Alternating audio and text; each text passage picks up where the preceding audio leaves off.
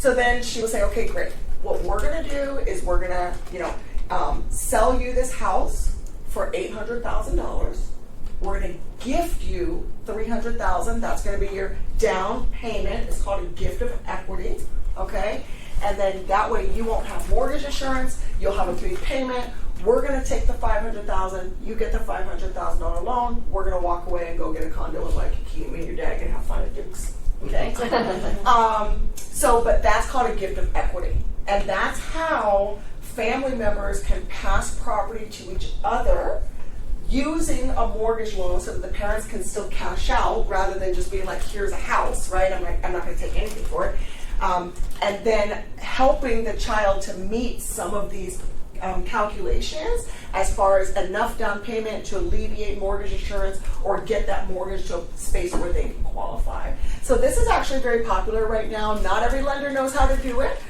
In fact, when I first came to PRG, like 6 years ago, I remember one of our loan officers, because we have like a scenario desk or like whatever, and he was like emailing them, like, how do I do a gift of equity? How do I do that? And I was like, you cannot ask those mainland people how to do a gift of equity, because that's a local thing.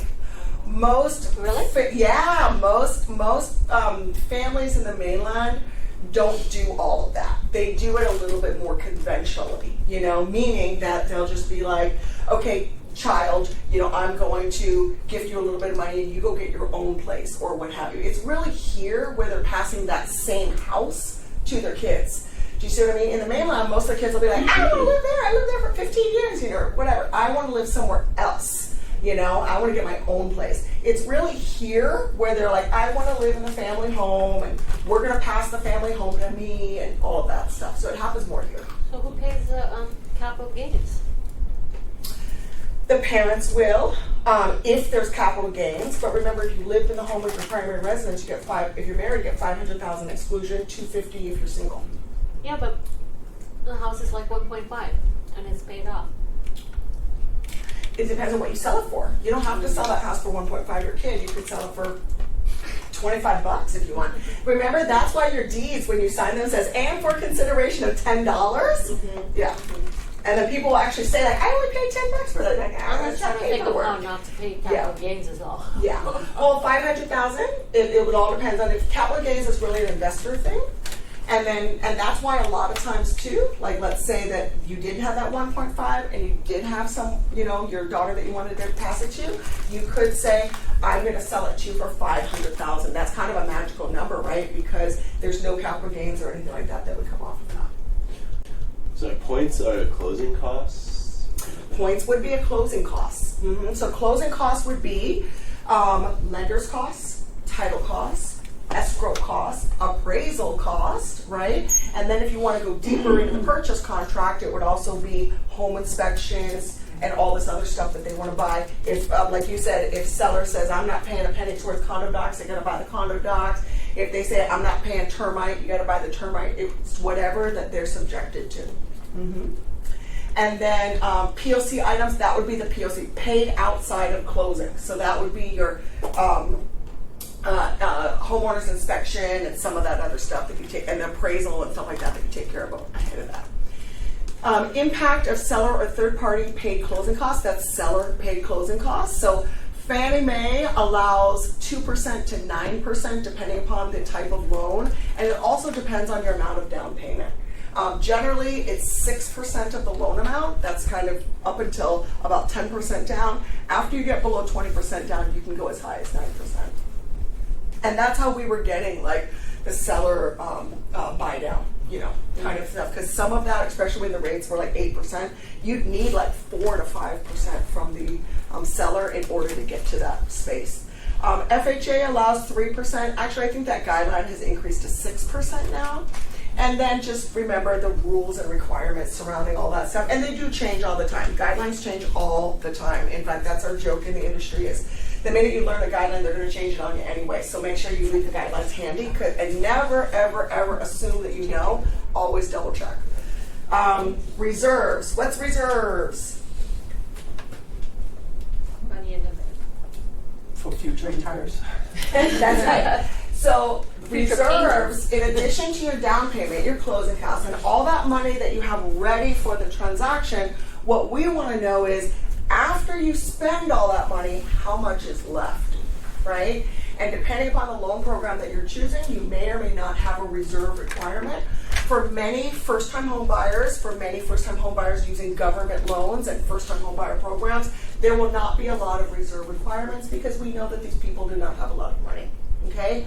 But when you are an investor, when you've got exposure on a bunch of different properties, we are going to be looking at very heavy reserves. I mean, we've got loan programs that are like, we will give you this loan, but you have to show us all your down payment, all of your closing costs, and 18 months worth of reserves on every single property that you have.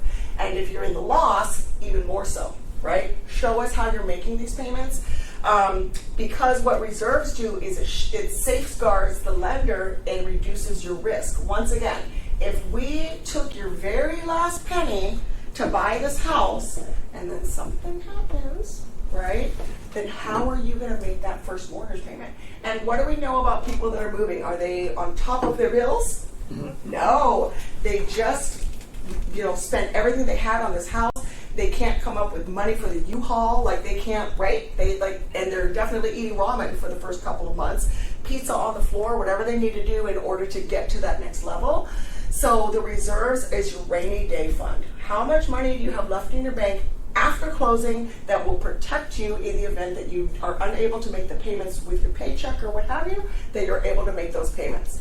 And then that's why, and based upon your credit, the reserve requirements will be higher or lower, right? So someone with an 800 FICO, we may run their scenario, and then they need 2 or 3 months of reserves. You've got great credit. I don't think that you're going to default.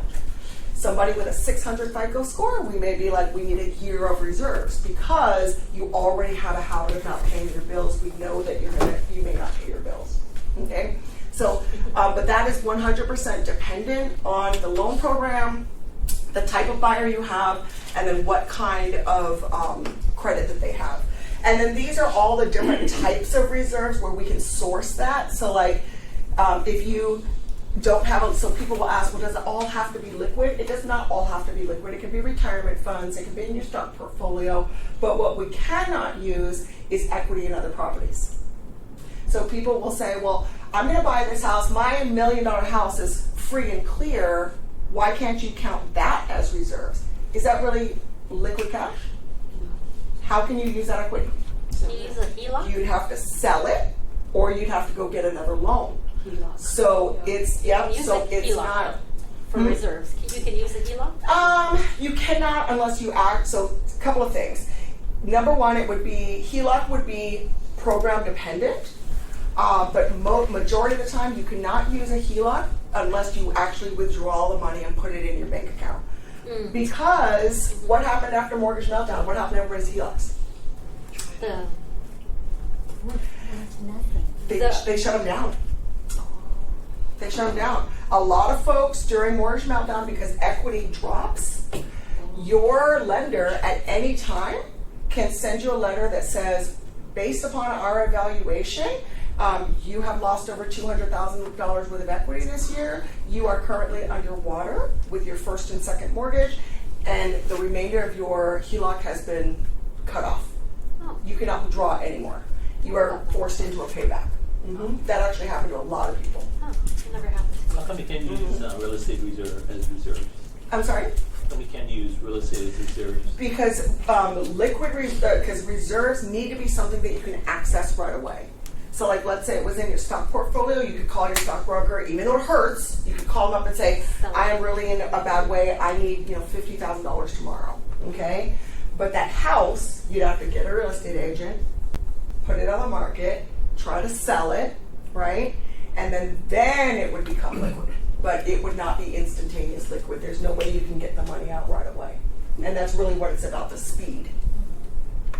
But, like, she said, if you went and you got a different mortgage, or you went and you got a HELOC, and then you took that money and put it in your bank account, then it would be a liquid asset. But if it's trapped in your house, that the income ratio. Well, let's put it this way. What if you paid off your mortgage, you have $1 million in your house, but you're not working? Can you get a loan? Right. Property. Yeah. $1 million, no way to get it, right? Right. So that's why, because you'd have to show some way of extracting it. And you probably have had this situation before where your clients are trying to prove reserves with their retirement funds. What does the lender ask for? I want to see your retirement statement. Does it say that you can withdraw it before 59 and a half? Or does it say absolutely 100% not allowed to touch it until you're after a certain age? Because then same thing, you've got money, but there's something in your paperwork that says you cannot touch it, not even for a penalty. You know, and some of the funds are set up that way, especially if you've got like an annuity or something like that. Cannot touch it. You either have to forfeit it or you have to, but there's no way. Some of the like police funds, I've seen like the police pension funds, like people will say, oh, well, I've got over $100,000 in this police pension fund, but when I pull that documentation, it says, unless you get fired from the department, or unless you reach this age, or unless you die, you cannot get it, okay? So because of that, we cannot use it. We have to tell them, I'm so sorry, but we cannot use it as reserves because you have no way to access it unless you became 60 all of a sudden, which you're only 30, or you died, which you can't buy this house either, you know, or you have to forfeit it or lose your job. And if you lose your job, I cannot lend because now you have no income. So it's kind of that. What doesn't make sense to utilize your house as a collateral for mortgage? But if you have an inventory of assets, real estate assets, why can't you do the same thing too? So if you are we're talking about a purchase here, okay? If you have a refinance, many times, depending on your equity position, you won't need reserves. But if you are purchasing a home, you do need to show your reserves because even though your house is paid off, you've got taxes and insurances, right? And you've got everyday expenses. So the reality of it is until you take that money out, and equity is not permanent. And we all saw that in mortgage meltdown. People went from having $700,000 equity to $300,000. Well, it's better than stocks, I think. Yeah, exactly. Well, it's much safer for sure. But that's why. Because it's a variable and it doesn't stop. So that's why if you pull the money out and you stick it in your bank account, now that's money that you can use. But while it's sitting there, it's like sitting in the stock market. It could be up, it could be down, you could have it, you could not, you could be trapped, you could extract it, all these different variables. So that's why in order to use it to qualify, you'd have to pull it out and we'd have to look at it. Okay? And then that's why. And I know a lot of folks will say, that doesn't sound fair, but those are the rules. Those are the rules. Okay, and then unsecured borrower funds, that's another thing that comes up is people will say, well, I'm going to take a big credit card. And then that's going to be my reserves. Well, if you took out a Capital One card for $10,000 and then stuck it in your, there's a payment with that goes back to your debt to income ratio, and technically that's unsecured funds as well. And then at any given time, if you get into trouble, you'll have to pay that back. So all different kinds of reasons, but the rules are in place for what we have to use them for. Okay, seasoning. Everybody's heard that name? That word, seasoning. What does that mean? Salt, You could be a drug dealer. But as long as you had it in for 60 days, Yeah, you're good. you're good. Even if you are a drug dealer. You gotta be. Yeah. Well, that speaks to money laundering, right? That speaks to money laundering. Guess what the number one way to launder money in America is? Buy property. Real estate. Buy property. Real estate. In fact, a lot of drug dealers will come to America. They will buy these houses in cash because is escrow sourcing their money? No. Unless they're bringing it in. Most escrow companies will not accept cash anymore, right? But they used to. But they will come in, they will buy property, they will sit there with it, and then everything's free and clear. And then a little while later, they will come to a bank and be like, I want a mortgage. And then we will give them fresh, clean $700,000 worth of money unsourced from anywhere that they can now use to go do anything else that they want to. That's a perfect way to launder money, right? So as a lender, we have to take a lot of classes on money laundering. We have to, in the same way that you guys do CE, we have to do CE. And on top of that, when you work for a lending institution, you've got to do all the financial stuff on top of that on an annual basis to make sure that you're keeping on top. And then that's why if you go to the bank and you deposit more than $10,000 in one sitting, what happens? Red flag, right? And if you do that a few different times, the bank's going to call you, or somebody's going to call you. So you do 9,000. You do 2,000 every other day. You for do having- various ones. You do not do the same amount. I know the website You go to CPP, you go CPP, Connie, over here, you go CPP. You do 3, you do 2, you do 4. Exactly. So that's seasoning, large deposits, same thing, the big amounts coming in and out. Gifts, we talked about that, coming in from mom and dad. Okay, gifts. Who can give you a gift? Technically, anybody can give you a gift, okay? But it has to make sense.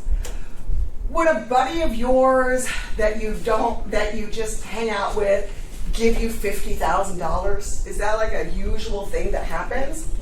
No, right? So if you did have a buddy that gave you $50,000 to buy a house, he would have to, number one, sign a document, a gift letter, and that gift letter says, I am giving this money to, Mark Smith, and there is no repayment involved, okay? And the reason why we do that is because, number one, it cannot have a payment associated with it, right? Because it's going to affect your debt-to-income ratio. So they have the gift letter, and then if the relationship is wishy-washy, then we would need a relationship letter. Why is it that Mark Smith is giving you $50,000, or why? Right? I mean, it makes sense that if you guys are getting married, he might do that. It makes sense that if he was really your cousin, maybe. If he was your mom or dad, yes, right? But the reality of it is normal people do not just give themselves money without expecting repayment, right? So you got to be very careful about how you structure that, but generally, most of the time, it's a family member, okay? Now, it can come back to bite you in the butt, and I will give you an example. I had a young married couple, both of them are school teachers. The husband's young family, embarking on their journey. Husband comes from a wealthy family. Wife, not so much, okay? They decide they need $1 million house. So the mom gifts them $500,000 to buy this house. Well, 2 years later, they ended up getting divorced. And when they went to court, and the husband said, that equity is mine. My mom gave us $500,000. Here is her bank statement that says that she gave us $500,000. I get the $500,000. I need to go. And the wife came forward and said, I've got a copy of this gift letter from the loan that says that there's no repayment. So half of that is mine. And he lost his money because they had signed a gift letter. Half of it? Or Half of it. Half of it. Wow. Because technically she gave it to both of them. Mm-hmm. Yeah. So how should she have given it to them? Huh? How should she have given it to them so that if that happened, the wife wouldn't get anything? There's really no recourse to that. I mean, the only thing that could have happened is after the loan, the mom filed documentation, which they would have had to sign as well, that says we all agree that that really was a loan and I require repayment. And But- if there was repayment, then the wife wouldn't have gotten half. No, because it would have, it would have just been based upon the terms of the repayment. I've even seen, where parents will say, they'll like after closing, they'll sign up something, they'll fill out a document that says there is no repayment, there will be a repayment until I get a grandchild. Wow. Then we will forgive them. So the husband was just trying to claim that the mom wanted the repayment, but really she didn't. She just gave $500,000. Well, she didn't mean for them to get divorced and the wife to take half of it. That definitely was not the purpose, right? It was to help them with their new marriage and to give them a good start. And the intention when she did that was that they were going to stay together. They never expected the wife to take them to court and say, your mom gave us both the money, I get half of that money. Wow. Yeah. She was a gold digger. She was. But we helped her buy another house with that $250,000, so whatever. Well,